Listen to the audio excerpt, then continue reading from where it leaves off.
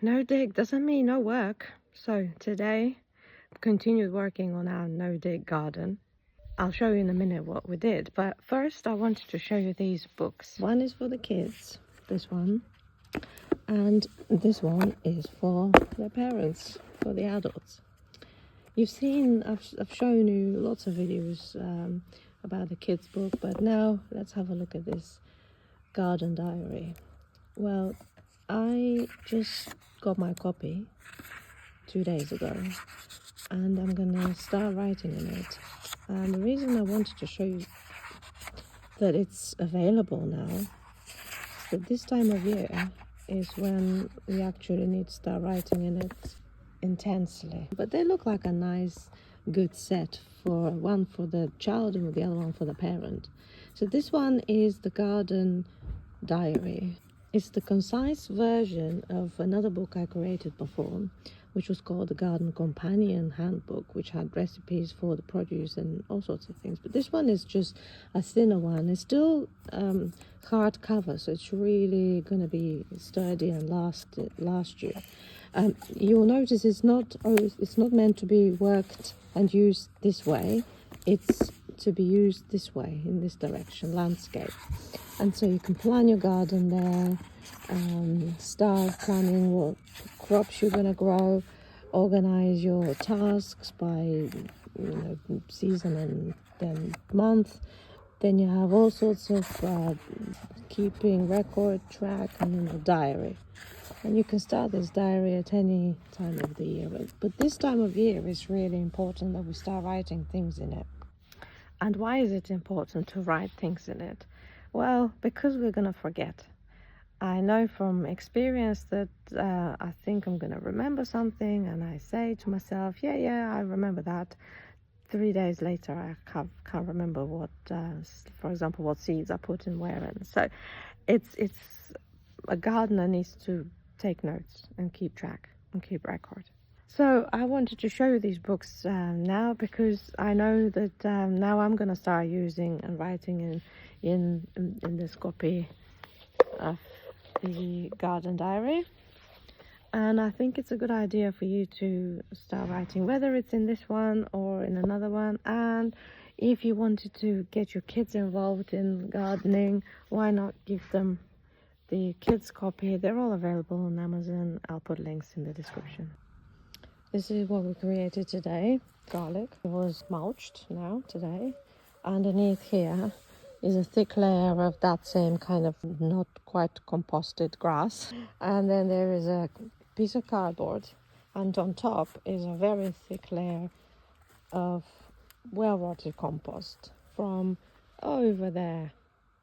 That pile has considerably gone down.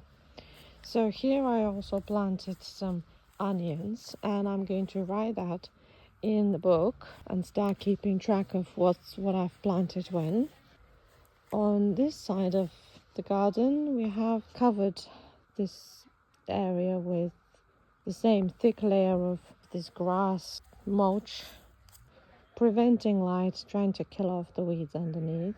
Chris over there is preparing a bed where we're going to sprinkle some radish seeds, and that also is going to go and be recorded in the garden book. You can just take it with you in the garden. It's strong and a hardcover.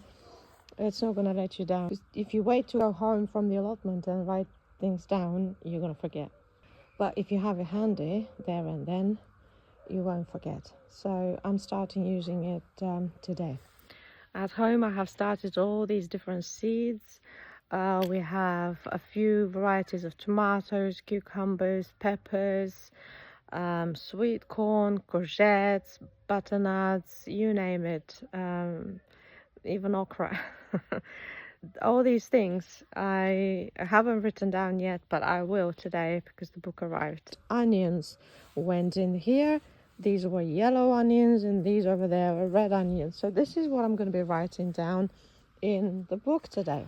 We did the covering of with this plastic a few days ago. I'll have to write this down a little bit retrospectively and explain what I did. If you have little kids, now is the time to get them excited as well and teach them how to grow the best way to do that is to give them something that they can be responsible for, something that they can look after, and it's their plant. It's there to look after and to make sure that plant survives. This book will do that in a very entertaining way because it's got stories, characters, coloring pages. It's got fun activities and lots of interesting things to keep the children's minds interested while they're actually being responsible for something else that they're looking after. Let's move back to the garden diary, which I want to show you what I've written inside. Starting from seeds, here are all the seeds that I've put in so far. The list continues on the next page as well. So there's a list including the red onions and the white onions. I've written a little note of how I germinated the seeds, and then when they germinated, I put them in compost, and there's some notes there. I've also started the diary for the month of March, and it starts with the calendar. And I've added a few notes here, what we did in the garden, when we started the no-dig beds, what did we do with them, what are the priorities for the week.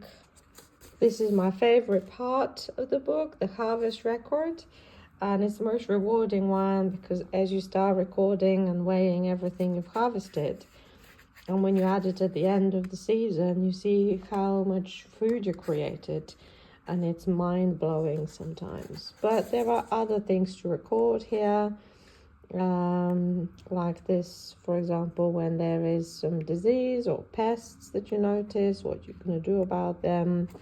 And at the beginning, there's some more lists to create, what seeds I've got, like an inventory, gardening tasks, and then studying crops and varieties that you haven't grown before but you want to have a go at, so you can do some research.